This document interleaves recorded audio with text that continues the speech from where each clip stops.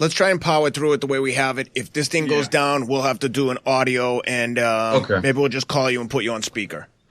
Okay. Sorry, man. Technical proficiency with IT isn't our strong suit here. Teddy's our IT engineer. Yeah, that's the problem. All right, let's do this again.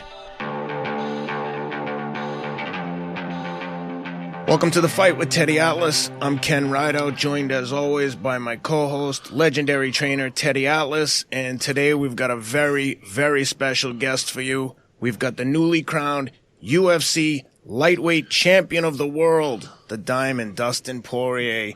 What's up, champ? What's happening, man? Thank you guys so much for having me on. I'm a huge fan.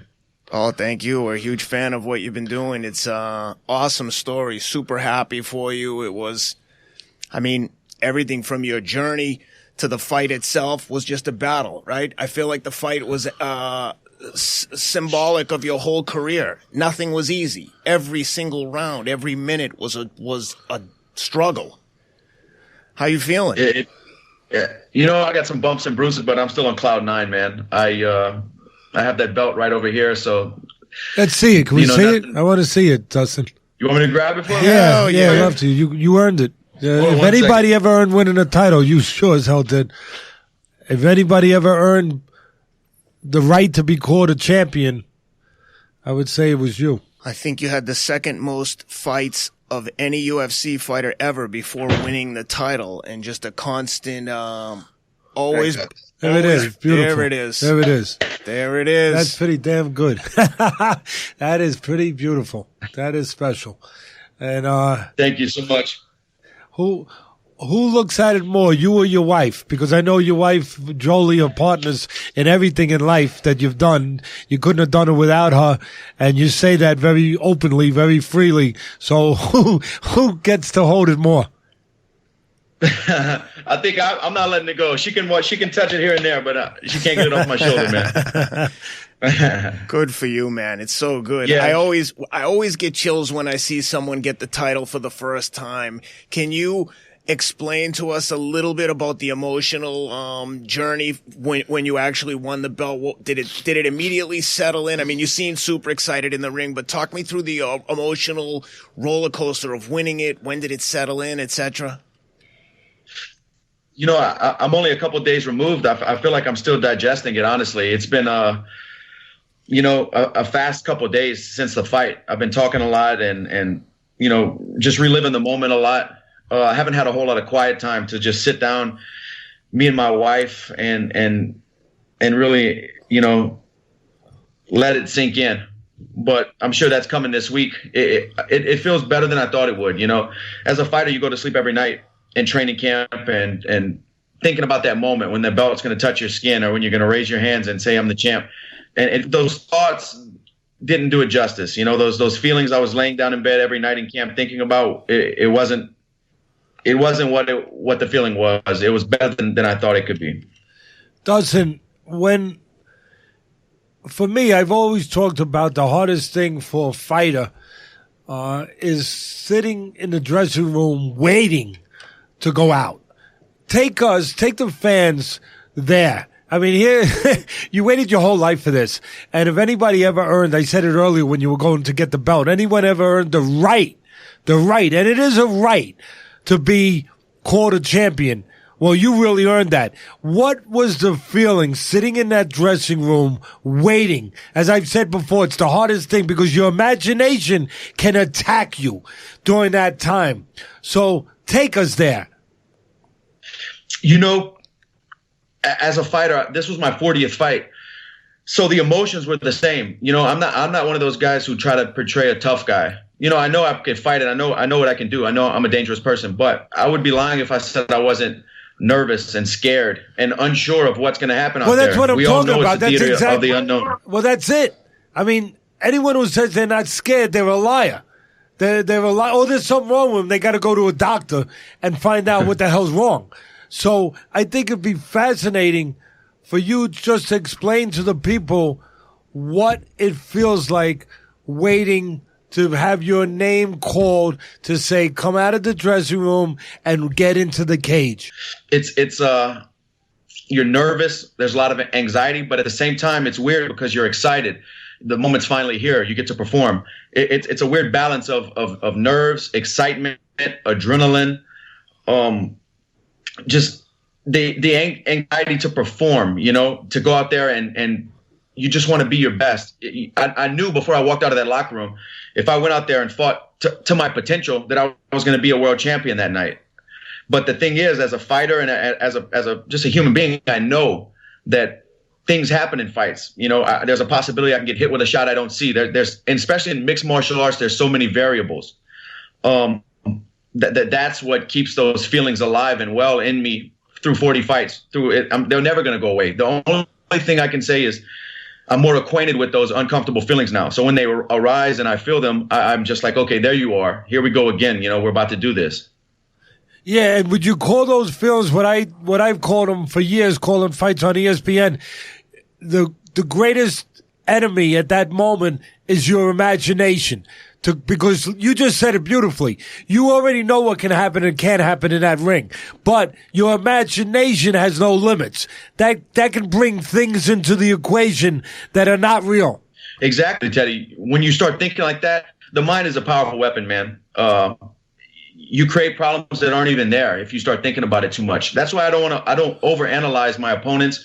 I let my coaches watch the fight video. I watch clips here and there. But if in the past, getting ready for fights, I would watch hours of footage on guys I'm going to fight, and then I would start thinking too much or caring too much about everything, and it would take me away from what I do best. You have an incredible maturity level, and granted, with 40 fights comes a lot of maturity, but you seem to have an emotional maturity that a lot of fighters, at least in the UFC and boxing that I've seen, don't seem to have. One of those guys like a Lomachenko, you just have incredible maturity and confidence, but not arrogance, a healthy respect for your opponent.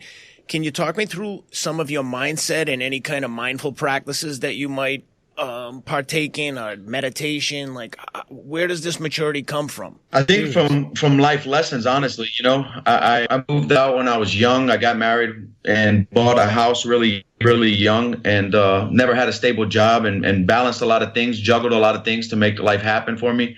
And it's just lessons that I've learned through life, and I try to get better every time I make a mistake. Even when I'm, victorious, I try to learn. But I'm not really sure. I appreciate that, but as far as the mindset goes, I'm just grateful, man. I'm grateful. I know where I come from, north side of Lafayette, Louisiana, and I know how far that person I was as a young kid, and how much I've done with just this, man. Just my brain and these two right here. I've taken my family and gave them a better life, and everybody in my family is benefiting from it now. And I'm not done. I still have a long ways to go. But I practice gratitude every morning. I write down 3 things every morning that I'm grateful for. I write a lot. I write a lot of things. Thoughts become things, I believe, and that's something that I'm going to do for the rest of my career. And then whatever business or avenue I move into outside of fighting, I'm going to keep the same practice. I'm grateful for people like you. No, I mean that. I'm grateful for people that can have that kind of humility, that kind of gratitude, that kind of strong core of belief in themselves and responsibility for themselves and for the people around them.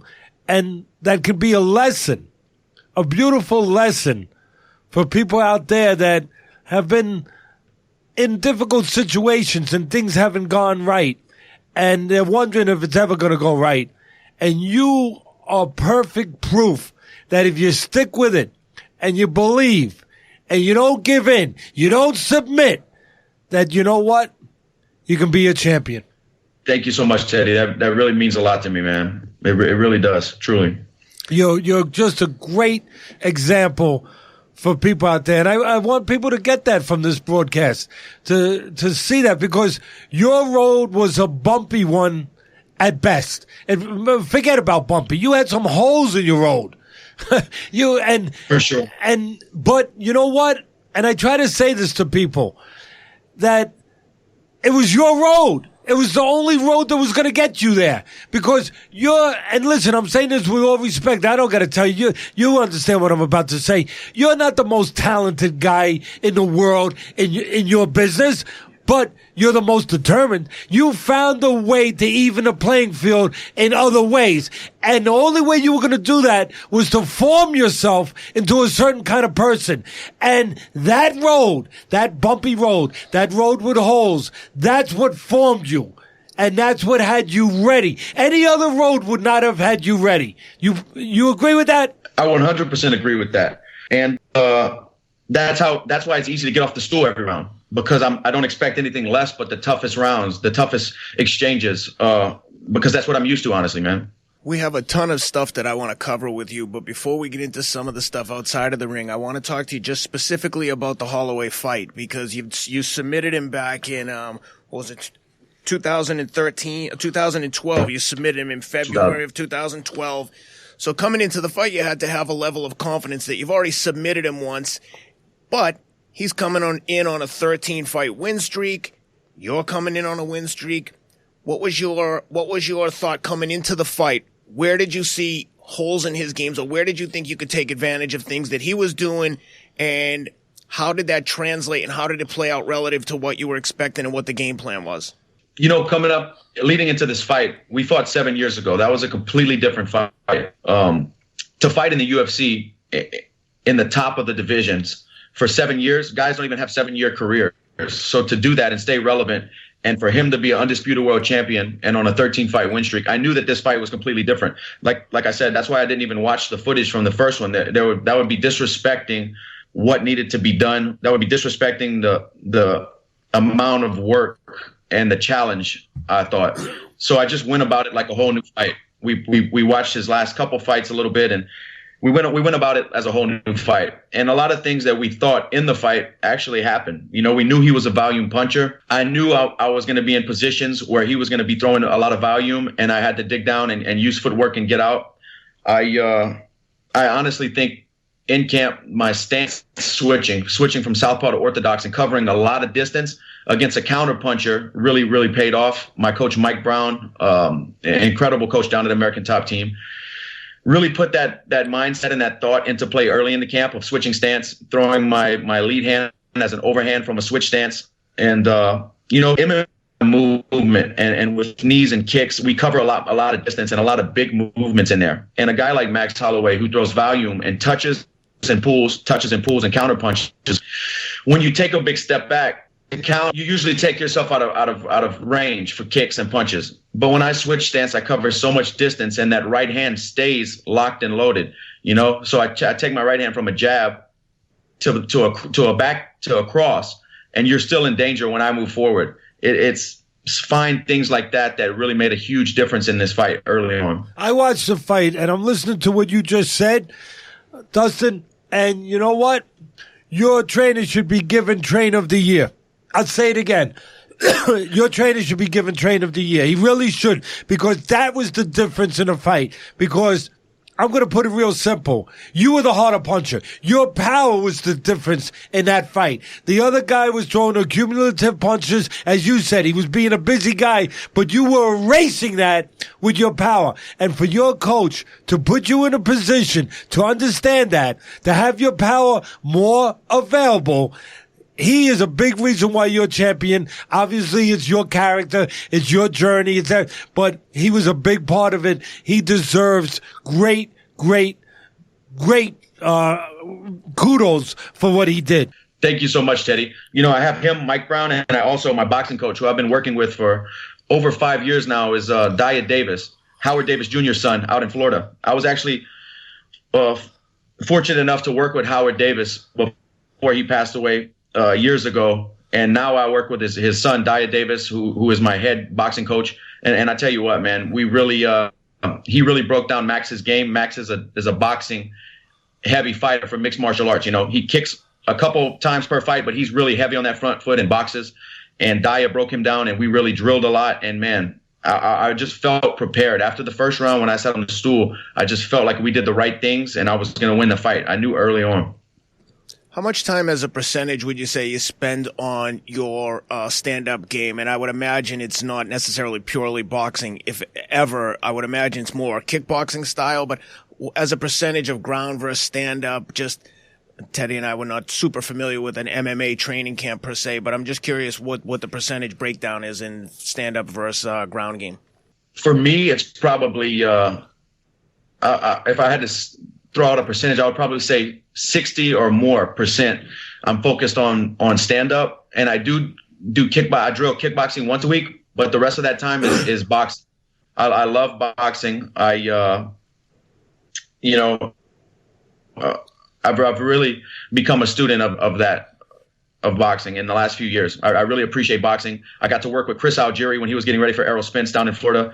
I had a fight coming up as well, so we got to work together. And working with those kind of caliber of guys has opened my eyes to the angles and intricacies of what it takes to be a high-level boxer, man. Well, Howard Davis had to be a huge help. God bless him. He was a good man, and he passed away a few years ago, as you just said. And congratulations to his son, for carrying on. And Howard Davis was one of the great boxers of all time. He was one of the greatest amateur fighters of all time, and he was part of the greatest, I believe, the greatest Olympic boxing team of all time, 1976. And he's in there with Michael Spinks, Sugar Ray Leonard, Leon Spinks, Leo Randolph, all these great fighters, and Howard Davis in that great Olympics gets the Val Barco Award for greatest boxer in the Olympics. What a great person, what a great fighter, what a great gift for you to be able to be around him. Yeah, like I said, man, it was an honor, and a lot of people do. That was the toughest Olympic boxing year. Crazy thing, Howard Davis was one of the first guys to ever sit me down one day at a gym in Fort Lauderdale and tell me, why are you cutting all this weight, kid? You need to move up. Why are you draining your body like this? And years later, a couple years later, I actually moved up in weight to lightweight, and he was one of the first guys to sit me down and say, "What are you doing?" Yeah, he would know, because fighters get forced sometimes by the wrong people, maybe intended well, but they get it in their heads that you're going to have an advantage at a smaller weight class, and they kill themselves, and they forget about the disadvantage, that you're not as strong. You're not as strong. You weaken yourself. So he gave you good advice. Definitely did, man. And now I'm working with his son 3 times a week when I'm in Florida for training camps, and we're keeping it going, man. It definitely shows your hands looked unbelievable. And one of the other things I wanted to touch on was the massive amount of respect shown by you and Max towards each other. And it's probably one of the highlights, aside from you winning the title, for me, is that I love when I see a fight like that where two guys exude confidence, not arrogance, massive respect for each other, get in there, lay it all on the line like sportsmen. And then after the fight, congratulate each other like gentlemen. I see he donated his signed fight gloves to your foundation, which we're going to get into in a few minutes here and give you a chance to talk about that. And hopefully the fans will get on there and contribute. But talk to me about the promotion of the fight and working with Max almost as a business partner in promoting the fight. Max was very respectful. The whole lead up, anytime I was around him, he was confident, and you can tell he was feeling himself. He was a champ. He still is at 145 pounds, and it showed. He carried himself very confidently, and but he never disrespected me. He never crossed the line. He knew. We both knew. It went without saying that this was going to be a tough fight. He knew what kind of fighter I was. I knew what kind of fighter he was. We had an understanding that went without saying that we were going to leave it all in there, and I felt that just being around him. I felt it, and I know he felt it. When you have two fighters like that, there's no reason to bash each other. There's no reason to do all that stuff, because we know deep down in our hearts that this is going to be a tough fight, and we're going to have to really dig deep. That's the purest form of fighting to me. That's it hurts. It hurts. You have to pick yourself up. You have to pull yourself and push yourself through rounds. You might drop a round, win the next one, and you just have to keep coming out. That fighting a guy like Max is an honor, and that's the purest form of combat to me. That's what I think it is. Yeah, and that's a metaphor for life too. We talk about it on the show sometimes, is that you don't have to win every round in life to win the battle, to win the fight. And You're a perfect example. You just keep your head down and grinding and have a very short memory for things when they don't go right. And as we discussed earlier, you haven't had the easiest road. I mean, you fought every single tough guy in the UFC in every single fight you've been in. I think you've had a couple fight of the year, fights of the month. I feel like every time the UFC marches you out there, they're going to get a fight. No matter what, they're going to get entertained. I feel like that scene, like, are you not entertained? I feel like that could be said after every one of your fights, and it's really like, again, it's an honor to have you on. You're a perfect example. I talk about it a lot, Dustin, about we're in a society of neon talent, everything neon. Like, oh, he's fast, he's powerful. Oh my God, he's quick. All those things, and anything that's neon that lights up. But what about the talent of being dependable? What about the talent of being determined? What about the talent of reliability? What about the talent of character? What about those talents that don't light up a neon? But guess what? They're there when you need them. They will carry a guy to a championship. And for me, they carried you to a title. Thank you, man. And they definitely did. I've heard you say this before, but it's 100% true. Fighting has taught me to trust in myself. Whenever I get knocked down, like, I trust that I'm going to find a way to win. I have a trust and belief in myself that I'm going to make something happen out there under those lights in the arena. And I really, truly believe that. So that's what carries me. That's what makes it so easy to walk out of that locker room into the arena of people cheering and booing and into the battle. I know that there's going to be a moment in there where it's going to come down to me, and I can count on me, And that's evident in every fight that you've had. You clearly have confidence in your ability, and you know that you've done the work, or at least seemingly appear to know exactly what you're going to do, and you seem to be confident, even keel, never overly emotional. And yeah, man, it's so cool to see you sitting there with the belt. It's just, I don't know. I always tell champions when they come on with the belt, like, it gives me chills to see it. I hope that you're appreciating it as much as I think you are. Are you kidding me? Are you kidding me? Are you out of your mind appreciating it? Yeah, definitely I'm out of my mind. That's probably the only time that he have an argument with his wife is who's going to be able to hold it more. Let me ask you, dude, Dustin, I want to ask you one thing about your wife. She's been telling you, from what I've understand, for years that, just telling you, like, you're going to be a world champion. I want to ask you something, and I think the people out there probably say, Teddy, go ask him. Did you always believe her? Teddy, there were times where I didn't know what was going to happen.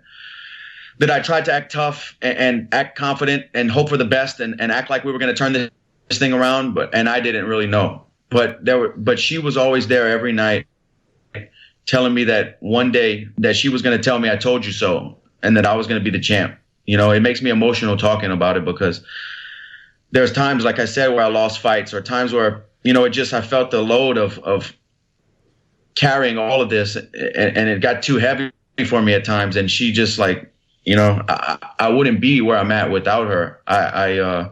We moved in together when I was 18 years old. I met her in middle school.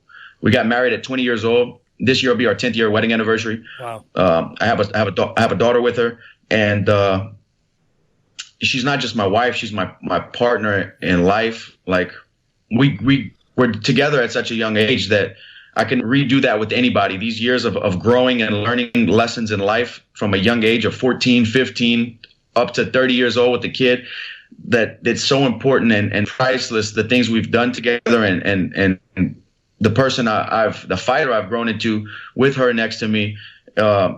She's been an anchor for me, and I really don't think that I would have done as much or continue to do what I'm doing without her, man. This is what I love about you, is the level of honesty. Not a lot of people would say that, yeah, I doubted myself at times. Like, I couldn't imagine. But I want the people that are listening to hear that, because that's what this story is all about. That's what it's all about. And Dana White should make him the freaking poster child of the UFC, because this is where dreams come true. That's it. This is where dreams can come true, and that's why. Because you don't give up on your dream. Agreed. Because and look at this guy. Dana White, I hope you're listening. Teddy, I want to thank you for a couple weeks before my fight on one of your podcasts. I've heard you say it before, but I had a chance to make life fair. You know, I knew I was the underdog. I knew I was betted against. I knew I was supposed to lose that fight. I knew I've been knocked down before. I know people were saying a lot of things on the internet, and everybody has opinions. But I knew that when I touched the canvas under those lights in Atlanta, Georgia, on pay-per-view, that none of that mattered. Nothing mattered except my preparation and my mindset. And I had 25 minutes. I had 5-minute rounds that nothing mattered but what I had in me. And that carried me through camp. A lot of days I had your podcast taped on my phone, and there's numerous times I'd be driving. I just put it on and listen to that same clip over and over again with you two guys sitting down in front of the ring. And you said that, you know, no matter what, I had a chance to call myself a world champion, and nobody was going to take that from me. That was so powerful, man. And I'm going to use that for the rest of my life. When I talk to these young fighters, when I talk to guys that know they have a chance to make life fair, no matter what anybody says, if they believe in themselves, if they prepare, if they're confident and focused enough, they can make history. They can rewrite history. You can do anything you want, but it's up to you. And that was super powerful for me. So thank you, Teddy. I appreciate you saying that. And the way you talk about fighting and the mindset is, you do it beautifully, man. You capture it very well, the feelings and the emotions of fighting, man. Thank you. Thank you, Dustin. Thank you for being who you are.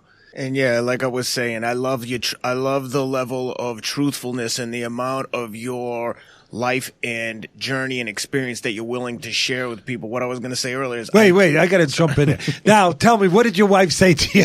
What did your wife say to you? That's all I want to know. What was the first things out of Jolie's mouth?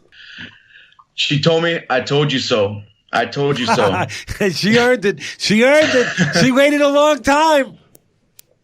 Dude, I can't, man, you know, it's amazing. It's amazing because all those years of her telling me that, it felt like it was so far away. It felt like, you know, that's a beautiful dream you have or whatever. And I believe that I had it in me, but it's right here. You know, I did it, man. I did it. You sure did. I did it. You sure did. I really hope that the UFC pushes you out there the way they do for Conor and some of the other guys that get attention for a lot of the out-of-the-ring stuff. I mean, I can't imagine if Dustin Poirier threw a hand truck through a bus, what would happen. I don't think we'd see you again. And look, I know it's Skyping. We'd be Skyping through prison. 100%, 100%. And that's again, true. Truth is spoken. It's just like this kind of story should be celebrated. It should be mainstream news. It's like, you know, score one for the good guys. And that brings me to, I want to talk to you about what's next. I mean, obviously you fought Conor McGregor before, suffered a loss, TKO back in September 14th. But like you said, 5 years ago is a long time. I'm sure you feel much different about yourself as a fighter. He's a different fighter, but it looks like the two potential options would be Conor or Khabib. And, you know, the way that I think some opponents and some of the media might have overlooked you, I can almost guarantee you that both of those guys are probably doing the same thing and thinking like, okay, I got this one. And I'm sure that Max might have felt the same way. What do you think is next? Is there one guy you want more than the other, or what are your thoughts on those two guys? Well, what I have right here on my shoulder is a piece of the world title. Absolutely. We have to unify it with the undisputed champion Khabib Nurmagomedov, and his suspension ends, I believe, in September. So that's the fight that has to happen. And like you said, they are already counting me out. I've seen the headlines. Dustin Poirier is going to be mauled by Khabib Nurmagomedov. This is going to be another one-sided fight for Khabib. But guess what? I have 25 minutes to make life fair. We'll see if that happens. You know, I count on me. So that's what should happen. Me and Khabib should fight in September and unify these belts. Yep, I agree with you, and I think that you hit the nail right on the head. People can say and think whatever they want. They can't control what's in your mind and what your actions are. And that's one that I'm looking forward to because that's an interesting matchup. Obviously, he's got the strong wrestling background and ground game, but I don't think his stand-up game is even on the same level as yours. But you just never know until two men get in there and settle it. But that's one that I'm sure a lot of people are looking forward to and will be a big validation fight for you, to say the least. Yeah, I'm super excited about it, man. You know, to be the first guy to beat him and then to be the undisputed world champion, that's the goal. Yeah, man. Dustin, for me, and I know for you and for the people out there listening, this is very important. You and your wife started a charity called the Good Fight Foundation. Please tell us about it and what you're doing with it, in particular after this fight, because I know you connected something really special with your foundation with this fight. Yes, sir. So the Good Fight Foundation, me and my wife started when my daughter was born. I was living in South Florida, and we were packing up the house we had there to move back to Louisiana. And fighters, we start accumulating things over the years, things that mean something to us. So I have, just an office room full of gloves and fight shorts and fight worn shirts and things that I just held on to because it meant something to me. And that's cool for the first couple of years. But when you've been a professional fighter for 10 years, it's just too many things I've held on to. And we were moving, and we were like, what can we do with all these shorts and gloves we have? This is just too much stuff. And we thought about maybe, let's sell it and use the money to maybe give the money to a charity. So we started selling stuff and helping out local charities and doing things. And then after a few months of that, we said, let's just give it its own identity, because I wanted it to have its own avenue and its own lane. So we came up with the Good Fight Foundation, and we've been doing all kind of great things, man. And we've reached every goal we set so far. And this fight, I tried to use my platform to raise money, and we're going to auction off my stuff, my fight-worn stuff, to build the playground for disabled children in my hometown of Lafayette, Louisiana. There was a young kid, 6 years old, who had a wish and a dream that him and his classmates would have a playground to play on. They were wheelchair-bound, and there's nothing for them to do, And I just thought, when I heard that story of this 6-year-old kid named Aaron Hill, to want everybody to benefit from his dream and wish, that it was so beautiful. He never got to see his dream come true. He passed away from a very rare brain disease called ALD. And, when I heard that story, I had to do it. So we're building a playground in his honor. We're going to put a plaque with his name on it. I want his dream to live on, and I want the children at that school who are disabled and wheelchair bound to have playground equipment and have a place to go.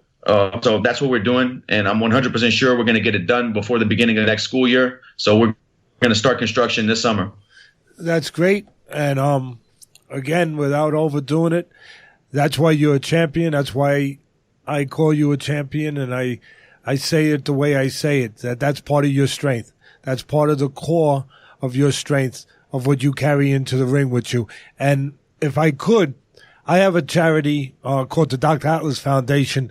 I would like to write a check for $3,000 if I'm able to, and if you would allow me to, and put it towards that. Teddy, that would be amazing. That would help out. That would be a huge, huge help for this goal, and I appreciate it so much, man. So, Rob, when we get done here, Rob will get all the information. I have a check. You let him know what it is, who it has to be written out to, where it has to go, and we'll be a small part of that help.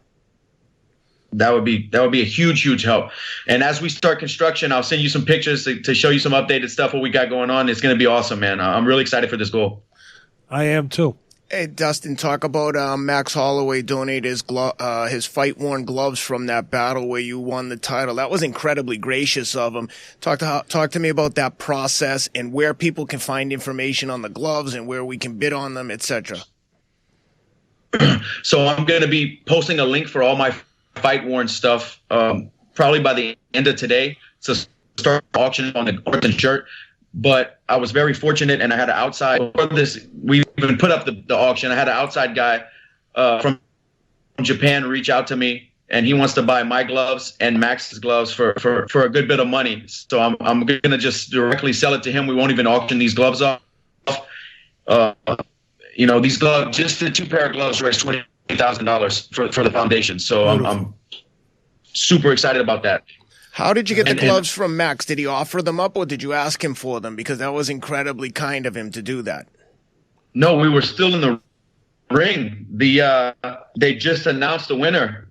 He came up to me. He was trying to take the tape off of his gloves and give it to me right there in the middle of the ring. It's unbelievable. And he couldn't get the tape off. I guess the blood, it was slippery. So he came out in the back when we were seeing the doctors right after the fight. He signed the gloves. He gave them to my wife. And told me that if there's anything he can do to help my charity, anything at all, to let him know. And just what a champion that guy is, man. Absolutely right word again, champion. What a classy guy. That is such a good story. I wish it was getting more mainstream media attention because, and I know it's been mentioned, but man, that is just something that you very rarely see. Two guys punch each other's head in basically and then give your opponent his gloves after he beat you. It's awesome. So I'm really happy for you. Yeah, it's crazy, man. And, that was the first thing he said too, right after the fight. Was he was excited about what I was trying to do and he wanted to help out. So that man, there are some good guys out there, that's another reason I started this nonprofit is I want people in my community I want to give them another reason to cheer. I want to give these people another reason to be excited to watch a fight and gives me something more to fight for. And there's so many good people in combat sports, and I think the light should be more shown on that than the guys breaking the rules and the guys getting people, clickbait and all this stuff. There are real good people who come from a tough background, and I think that should be what fighting is about, Yeah. So listen, one of the things we did before we went live today is we posted, Teddy and I both posted on social media the opportunity for fans to send in some questions. So if you don't mind, before we wrap up, I'll just hit you with some rapid fire questions. You can get as in-depth or as brief as you like, just a reflection of what the fans want to know. Cool? Sure. All right. So yes, sir. Some of the stuff we've covered, so if we did, we can keep it brief, but how do you get over the mental bumps and setbacks that you've had in your career? You've had a couple losses. What's the process look like after a setback? Usually I go back and try to find what led to that, what led to the big mistake, if I got hit with a big shot or if I dropped a decision, what was the big things that I can take away from that and overall improve my fight IQ, because I want to know where I'm at in the rounds. When I sit on the stool, I want to know what just happened. I want to know where I'm at in the fight always. And that's my mindset from wins or losses. I try to just take my fight IQ to the next level. After all the time and grinding that you've put in to get to this point, what feelings were going through your mind when they raised your hand and announced you as the winner? I felt like I just planted a flag in the top of a mountain that nobody's ever climbed. That's what I felt like. I felt like I can't explain it. It was one of the best feelings I've ever felt in my life. I felt accomplished. I felt like the 12 years of fighting through adversity that I did it. And I honestly never knew if this was going to really happen. I just hoped. I just worked hard and hoped that it would. And in that moment when he put the belt on me, I was there. I was accomplished. Everything I set out to do, I finally made it happen. And what's crazy is I still have more to go, man. And I'm excited about that. Yeah, man, that was definitely reflected in your emotions in the ring. What did Dana say to you when he gave you the belt, and how's your relationship with him in general? He told me congratulations. He told me he was happy for me. I think all the guys, the higher-ups in that organization know the amount of work that I put in to get where I'm at. And he told me I was next for Khabib. He said, you and Khabib are going to fight. So that's pretty much all that was said between us. And what is your preparation going to look like going into the Khabib fight? Meaning, you had mentioned earlier it's probably 60-40 stand-up versus groundwork. How's that going to change going into Khabib? Well, we're definitely going to bring in some collegiate wrestlers. We're going to bring in some different looks into camp, and we'll bring some bigger guys in. And I'm obviously going to focus a lot on my wrestling, a lot on my takedown defense, and a lot of my judgment of distance and range and footwork. I need to stay elusive, not let this guy get a hold of my legs. And we'll cross that bridge when we get to it. But I'm hoping to do a 10-week training camp for this next championship fight down in Florida. And I'm just waiting on the UFC to start negotiations and start to give me a timeline of exactly when the fight's going to happen. And then I'll start getting everybody together for the camp. Yeah, man. Assuming, just go with me for a minute, assuming you get through Khabib, how badly do you want to avenge the loss against Conor McGregor? Something changed in me over the last few years. It's not about revenge anymore for me. It's not about getting even with these guys. It's about being prosperous, man. It's about creating my own lane, creating my own legacy. You know, I am emotionally attached to fighting because it is, you know, it takes all of me, and I'm just an emotional guy when it comes to that. But I've learned to let that stuff go. You know, that was a fight that I dropped. I don't owe him anything. I don't owe him a payback. I don't owe him anything. You know, if I get an opportunity to go in there and fight him again, that'd be great. I can show the skills that I've improved. I can show the mindset that I've improved. But other than that, I don't hold grudges. And you know, like I said, my goal is not to get even with these guys. My goal is to pass by these guys, to blow by these guys and prosper. Yeah, man, I'm not surprised that's your answer. As like we discussed earlier with your maturity level, it just seems so obvious that you're operating on another level when it comes to some of this trash talking and grudge holding, etc., that goes along with fighting a lot of the times. Well, Thanks, listen, man. we really appreciate your time. Is there any link or social handle that we can, or that the fans can find information on your charity and follow you on Twitter, Instagram, anything else you want to share with us? Sure. My Twitter and Instagram is just my name, Dustin Poirier. My foundation is thegoodfightgroup.com. That's the website you can go to find out our next goal, some of our past goals that we've done, and just a little info about how me and my wife started it. That's thegoodfightgroup.com. And across all social media platforms, Dustin Poirier. Excellent. Ted, before we wrap up, is there anything else you wanted to mention or ask Dustin? No, just tell your wife, Jolie, congratulations. Because she deserves it. Man, that means so much. Thank you. You know, Thank you so much, Teddy. And the two of you just keep being the champions and teaching people what a champion is. Thank you. Thank you so much, Teddy. Yeah. It's an honor, man. It's my honor. Well, thanks again, Dustin. We really appreciate you being here, and congratulations, champ. That sounds good. Thank you, guys. Yeah, man. All right. Good luck. We'll be watching. Take care. Take care, Dustin. Thank you. Thank you, guys, man. All right. That's a wrap for today. That was a real pleasure getting to speak with the UFC Lightweight Champion, Dustin Poirier. Ted, what'd you think? Doesn't get much better. Doesn't get much better than that. I mean, that really, truly is what a champion is all about.